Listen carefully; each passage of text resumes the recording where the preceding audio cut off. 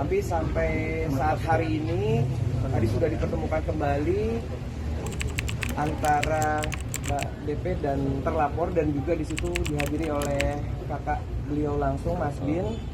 Tadi sudah saling menyampaikan apa yang diingini.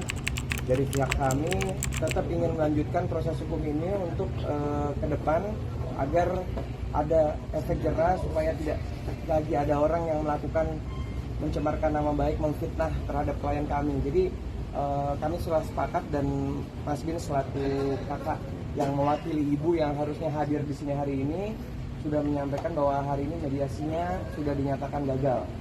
Tapi tadi ada juga pernyataan dari pihak keluarga agar yang bersangkutan bisa melakukan permintaan maaf baik secara melalui media sosial dan juga ke teman-teman media, yang mana itu akan menjadi pertimbangan nanti ke depannya. Tapi untuk sementara ini